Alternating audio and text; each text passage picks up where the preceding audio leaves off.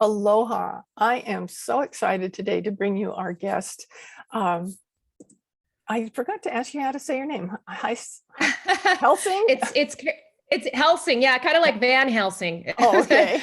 That's what I discovered when I got married. Everyone's like, "Wow, you have such a cool last name." I'm like, "Who is this Van Helsing?" I discovered it after I got married, but now I have to catch up on all the movies. Yeah. So, So it's but yes, Caroline Helsing. Van Helsing. Yes, Caroline Nadine Helsing. Yeah, Oh, there yeah. you go. Did I say Van? No, you didn't. No, you're good. That's Not funny. Van Helsing, it's Helsing. Don't want to Okay. confuse anyone. This is going to be an amusing podcast today. It's about grief and happiness, so we're just real happy. Yeah.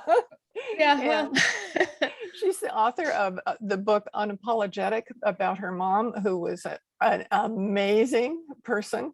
And Caroline's writing is just beautiful. So I'm looking forward to talking to her and having her inspire you maybe with writing about your loved one, because it really can be really therapeutic. So yeah. welcome. Thank you. Thank you. And I have to absolutely agree with you. That was the way that I got through the passing of my mother. We were so close. And I sometimes feel like I personally am better with the written word than the spoken word. I've always journaled, and I immediately just kind of put pen to paper after she passed and just kind of wrote out my feelings and, wrote out stories that I remembered. And then I'll have to just say that I think a little blessing in disguise was we all went into lockdown, this pandemic, and then I had nothing else to focus on. I was like, well, let me just treat this kind of like yeah. And I wrote from morning until night. And that's when I knew I was onto something. I just felt like I was in a zone where it's almost like she was writing through me, just stories came out and details came out that if I started that today, I don't even know how I remembered half of the details. It was a very interesting experience, but definitely therapeutic. Yeah. Yeah. That's so great. I like that you mentioned about your journaling, how you've always journaled. I would imagine that helped you with the recall of stories and things, because maybe you remember something you wrote down in your journal, or something about writing something down that helps you remember them. Absolutely. Yeah. The journaling helped. I also was a little bit of a pack rat with keeping her things. I'm very, very sentimental.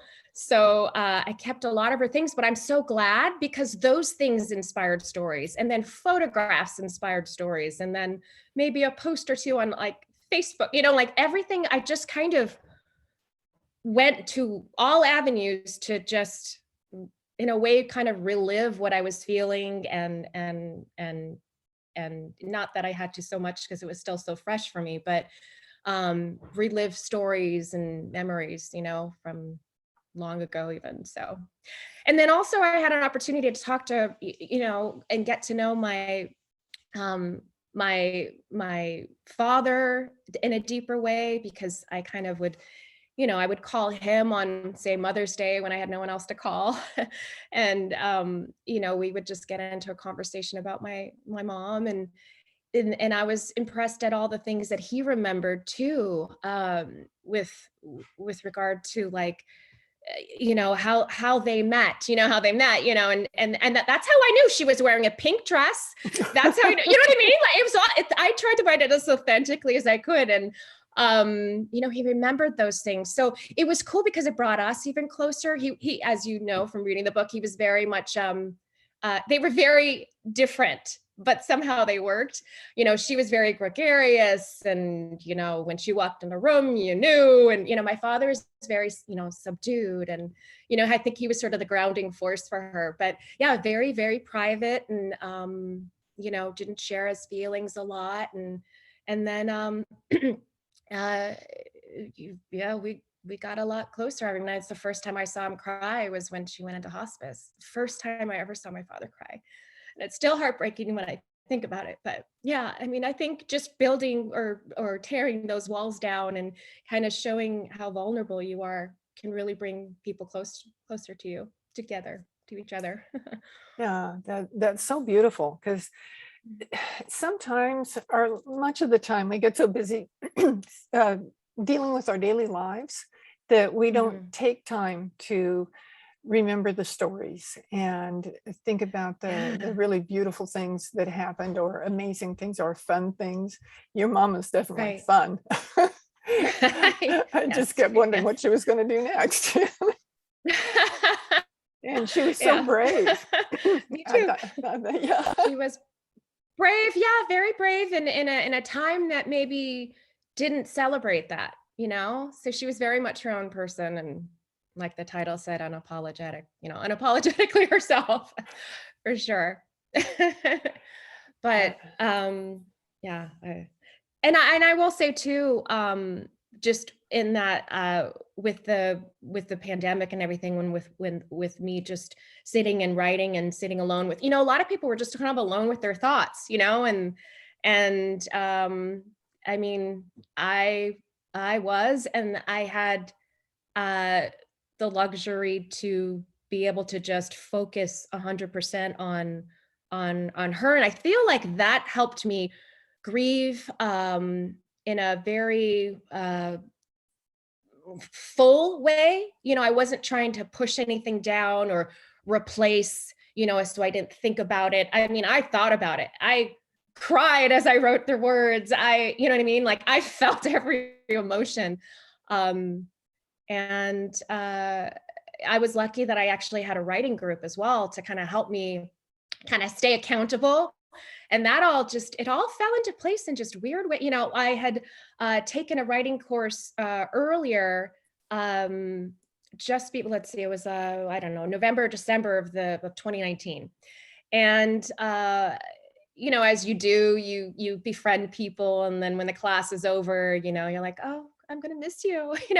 Let's see if we can keep this going. And so I was approached by one of the girls. She's like, I really like your writing. Like, I'd love to do a writers group with you. And I was like, oh, I feel the same way. Yeah, I was the only one that didn't live in Los Angeles. This class was in LA, so I was the only one that had to drive up there. But I was happy to do it. And we met for a few weeks, and then everything just changed. And I will have to say, I was very grateful that we turned it to Zoom, because I didn't have to make those drives up to LA.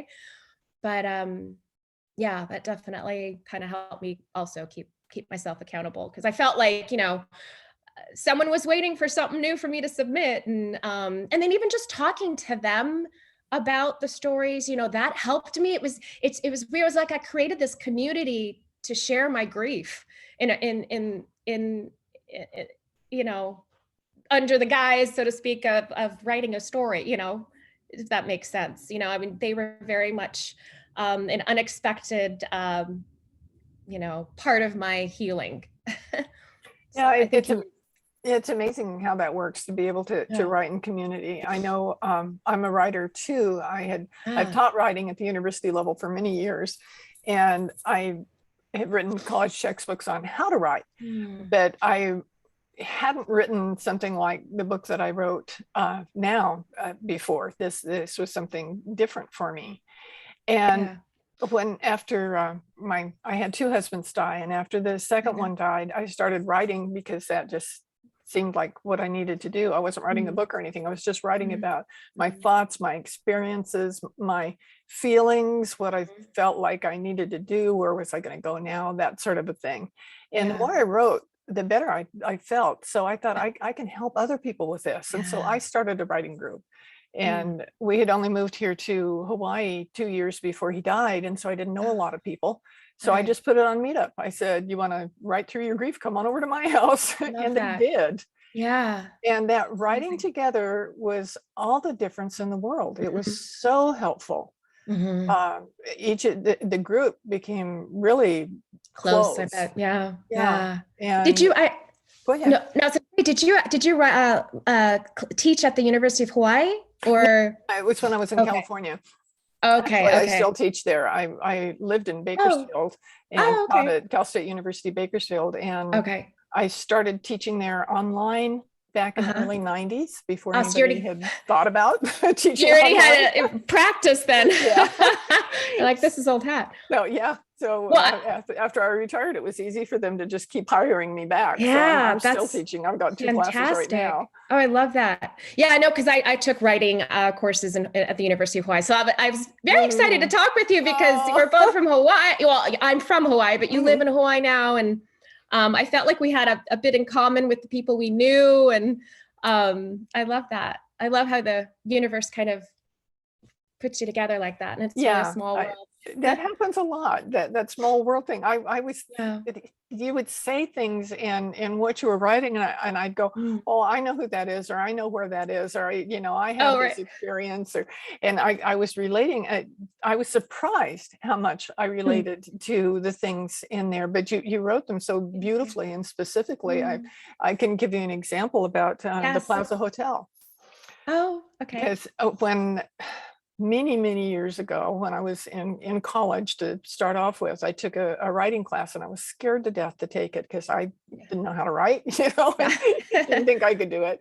And it was in San Diego, and my teacher came in one day and he said, "I've just got to tell you what happened." He said, "Last night, my editor for my new book took me out to dinner at Mr. A's, which was the restaurant in San Diego at the time, on the top of the Bank of America building. And they celebrated his contract for his new book." And when he told that story, I said, "I'm going to do that someday. My publisher's going to take me out to celebrate my new book." You put it out there. Put it out there. And years later, when I was sitting in the I think it's called no, that's the wrong room, the Oak Room in the plaza. Plaza, yeah. With my husband, who also was an author, and we both worked for Prentice Hall, and we were with our 2 editors. He had one and I had another one because we were in different fields, and we were sitting at the plaza celebrating me signing the contract of my next book. And because I'd already written one, and I thought, wow, I remember when Mr. Yarber came into class, and I said, I'm going to do this, and here I am. And here I am. It's happening. Places. Yeah. Right. Oh, I love that. I love that. Oh my gosh. Well, I'm glad that brought back some memories for you. Yeah, it was really neat. And there were little things you talk about, places and how you did things and how she did things, and a lot of the names you mentioned. And my other husband, Jacques, his mom was was an executive secretary for MGM. Okay. Back in the heyday. So I had lots of pictures of all the stars and all her memories that she'd tell us about. And as you were talking about different people that your mom met or knew, I thought, oh, well, Mary knew her. Oh, I love that. So it was so cool. Just really fun through the whole thing, that I kind of was reliving some of my memories as I was reading your memories. And I thought that's a really healthy way to grieve too. Oh, that's beautiful. I love that. How about the part of them first coming to Hawaii from the mainland and that experience? I can relate to that. Yeah, I was going to say, I'm sure you can. Yeah, because I was shocked to move to Hawaii myself. I'd always lived in California, and my husband had lived in Hawaii many years before I met him. Okay. And when he realized the direction his health was going, he said, I really would like to be in Maui. Stay here. Yeah. And we'd come here on our honeymoon and come here frequently because he still had friends here. And I never saw Maui as a tourist because with him, it was like being here with a local. That makes sense. And for those of you who haven't lived in Hawaii, that's a big difference. Yeah, it is. Yeah, especially for a light-haired haole. Haole, yes. Oh my gosh. For sure. But we just fit right in, and I love that. It was so easily made friends. Ohana is a word for family in Hawaii, and I felt like I had almost an immediate ohana with his old friends and then the new friends that we met right away. I have never in my life lived in a neighborhood like the neighborhood I live here. It's people, we walk in and out of each other's houses. If we make something Yeah. great recipe, we I have to remember. share it with our neighbors. Yeah, I love that. Yeah. Yeah, I kind of miss that. I mean, moving straight from Hawaii to LA, it was very different. And I remember going back home to visit when my family still lived there. I would go for like a month or so at a time in December when things were slow up there. And, I remember the first few days, it just took me a second to kind of like get used to it. People were so friendly and smiling. I'm like, do I have something in my face? Like, what, like, what do you, what's your intention? Like, what? It just took a second. And it's just so lovely though, just to live like you said, like that. I remember that, people coming into your house, friends, neighbors, everybody. I like it. It's cool. Yeah. So now I still live in California, but it's a little bit more of a community that's very similar to that. So it's wonderful. There's just something, I always wanted to have neighbors that I could be real friends with. I always call them friends by proximity, because we would get to know each other because we lived close, but it's not that we had anything in common and that we were really friends. We're here, we're like really family, not just friends. I love that. That's so important, especially if you've lost, family. Yeah. So your friends become family, They really do. It's actually, when we came over, Ron had gotten really sick right before we moved, with ICU and really bad stuff. And I thought, we're not going to be able to do this. And I was in the position where we had our house there was like at least 3 times as big as our house here. And I had lots of stuff to pack and to get rid of. And I was trying to do it all myself because he couldn't help at all. And people started coming over to help. I didn't put the word out. People just heard what was going on. Yeah. I had people drive. I was in Ventura. I had people drive up from LA to help me, just come up and spend the day, and different people that I didn't know that well. And Ron and I had taught a class together called Calling in the One, to find your soulmate. And one of the girls that was in the class heard about what was going on. So she came over and she kept coming back to help pack. We were having great conversations and she was really enjoying it. And one day she said, I want to move to Maui. And I said, well, we've got we call them ohanas, but a cottage on our property that's 2 bedrooms and 1 bath. It's got an ocean view. It's a really kind of a cool place to be, and you're on my property, so we would be, you'd know somebody when you got here. And she said, well, I'll think about it. And then later that afternoon she went out to where my husband had an office out behind our house, and she went out there to help him pack. And she said, I want to move to Hawaii. And he said, well, we have this on our property. We have this ohana that's got 2. It was the exact same thing. We both had the same response. My gosh. Oh my goodness. She took that as a sign and she moved over here. I love that. Moved into our ohana. She was there for several years before she's moved to a different place now. But I absolutely loved having her there. And she calls me her ohana mama. Oh, yeah. Or your auntie. There's a lot of aunties or calabash. A lot of everybody's an auntie or an uncle. So, but I really like being her ohana mama. And she introduced me to a guy that she knows that comes over here frequently to travel, and he calls me his ohana mama too. Okay, I'll be everybody's ohana mama. Yeah, that's I'll cool. take it. I'll take it. Oh my gosh. Well, that's definitely a sign of love. Oh yeah. It is. That's what the aloha of Hawaii is all about. Truly is. That love just flowed through your book. What a beautiful relationship you had with your mom. Thank you.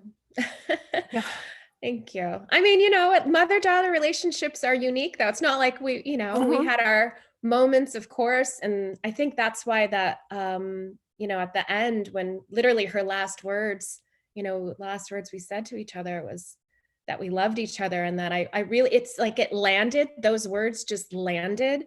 I said, I love you. And she said, I know you do.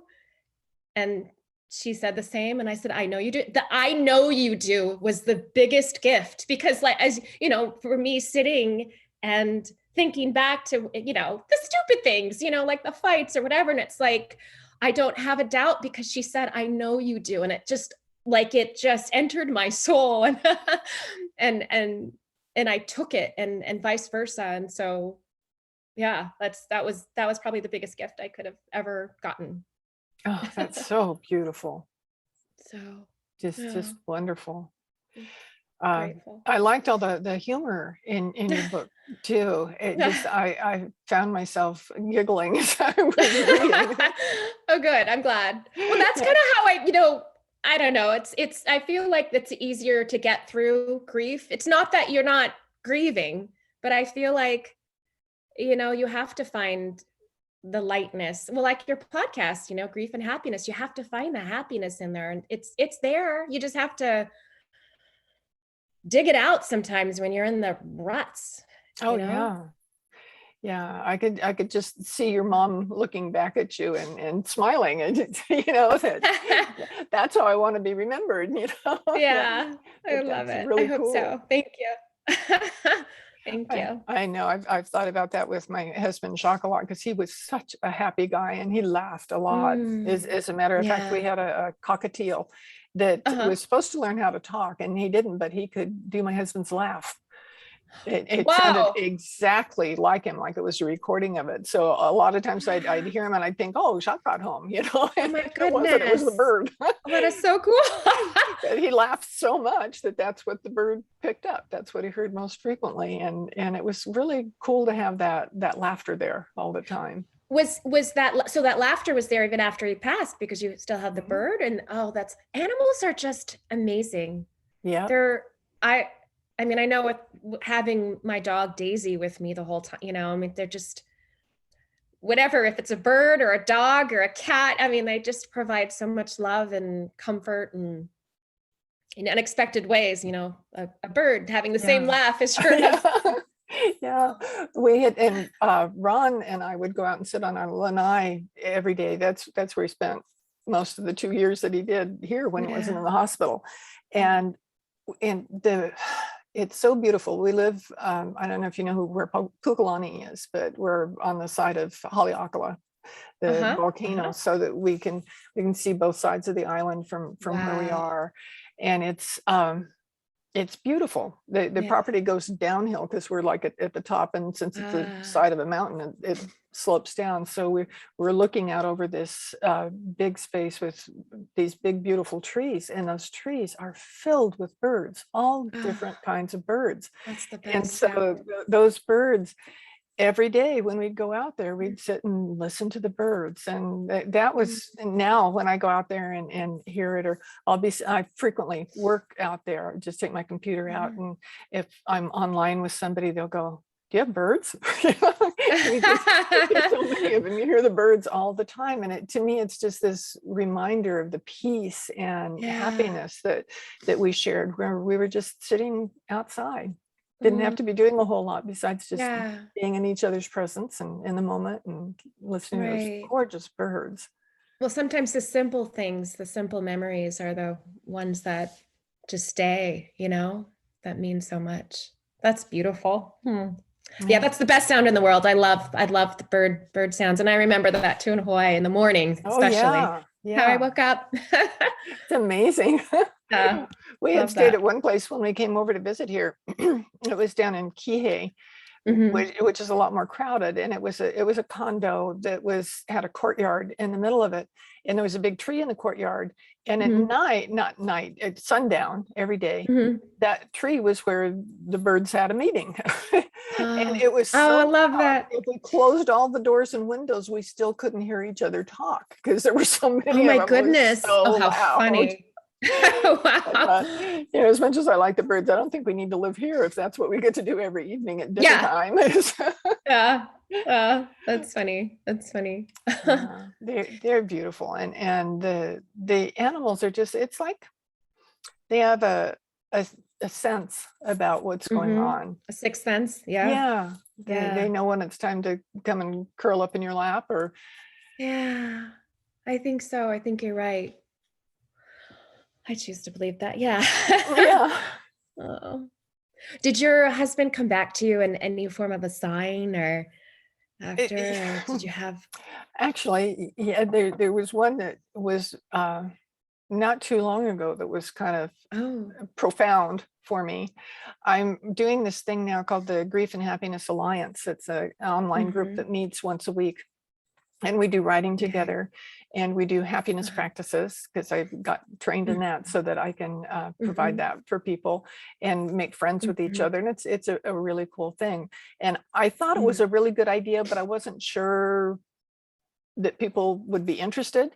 So I started a pilot program to do it, and invited a bunch of people that I knew to do that. And I explained it all to them, and then we did like a sample session. I worked them through it. And when we had our last meeting, I said, my one concern here is that it costs money to do something like this, but I just can't see charging people for this kind of support at a time like this. It just didn't make sense to me. And they said, well, we'll create a nonprofit foundation, and the foundation will support what you're doing. I said, thank you. It's great. So now I can offer that for free. But in the process of it, the very last meeting, there was one woman in the group who was a minister, Reverend Joanna Thompson Gabriel, or Gabriel Thompson. Anyway, she was a wonderful person. And she was always smiley, happy, really great person. And at the end of the meeting, it's like she took on this different persona, and in this big, strong voice, she says, this is an idea whose time has come. Wow. Okay. And it kind of blew me away, and it blew everybody else away too. And they said, yes, we're going to do this. And we've gone on and done that. Well, a couple of days later, she died. Oh my goodness. The woman who'd said that. And it really kind of blew me away, because she was a very strong supporter of what I was doing. And she had been writing with me for over a year. And I felt very close to her. And so when I am dealing with something, all right, like I felt like I needed to write a letter to Ron to say, am I doing the right thing? I know Rev Joanna said it's always kind of exploring this on in the letter. And all of a sudden, in the middle of the letter, I heard him say, because I was saying, am I doing the right thing? Should I be doing this? And he said, right. I already told you on Sunday. It was like him talking through. Oh, I just got the chills. Oh my gosh. Yeah. It was profound. Wow. I'm like full body chills. It really works. And another way that he comes to me is I write letters to him. I always do it on holidays and anniversaries and that sort of thing. But after I write a letter back to me from him. Oh, how lovely. And wow. yeah, I'd suggest you try that with your mom, because my goodness, I think I might. To you. Wow. Oh, I'm tearing up. Yeah. I am tearing up, because I feel like it's like you want to see her, you want to see that person again, you want to see them in your dream, you want to hear something. I thought I had no more tears left. This is insane. And how long? Yeah. Well, I think I might try that. I love that. Yeah, do it. And tears will always come, and that's okay. Yeah. It's just shows the love. But I love this letter, and it's the favorite thing in my groups when I do groups, when we do different kinds of letters to our loved one about different things and stuff. And it's your favorite thing. They go, can we write a letter today? Because they look forward, and not so much or sometimes they have something they really need to say. They want to say, but they also, or maybe advice to get, even perhaps they want to hear back. And they've told me, they said, I don't know who's writing those letters back to me, whether it's just my imagination and what I want to hear, or if it is a higher power or who it is, but they said, we don't care. It doesn't even matter. It doesn't matter, because they're wonderful. They're so powerful. Yeah. Wow. That's a very good suggestion. I think I'm always open to new ones. I love that. Thank you. Well, I'll look forward to hearing what happens when you try it. Okay. Yeah. Well, yeah, signs are amazing. Like I love the signs that I had gotten from her too. So I'd written about it at the end of the book, but yeah, just, well, there was that one time when I just asked it, aloud, are you okay? And then I remember all of a sudden my iTunes on my television, or on my television, on my computer came on, and that song Cheek to Cheek with Fred Astaire, the I'm in heaven, I'm in heaven. Like, are you okay? Yeah. And that came on, and then it just stopped. And I didn't touch anything, nothing, like just sign after. So like she comes in those ways, through music and just. I think the willingness to be receptive and open to that sort of thing, you'll notice it. Some people just get so focused in coincidence. It's nothing. It was just I bumped so No, I think it's a more magical way of living, just to be open to the signs. And they're there. I have one night when Ron and I had really discovered that we were really supposed to be together and that this was it, sort of a thing. It was back when I can't remember how he recorded it, but somehow he recorded something that he heard, because he said, "This is our song." And I said, "Well, okay." So he brought it to me, and it was Stevie Wonder's song, "As." I don't know if you know that song. It's amazing. It's really, really cool. I won't make you sing it. No, I can't. Not a Stevie Wonder type voice here, but it's beautiful. I suggest you listen to it, because it's really an amazing song. But a couple of months, well, I guess it was maybe last summer, I was in one of the, he died on August 4th, and it was around that time, and I was feeling kind of missing him. And that song started coming on every place. It was on commercials on TV. Oh my gosh. They used it for a background and something that I watched on TV. It was the song in it, and it was just all over the place. And I thought, thank you.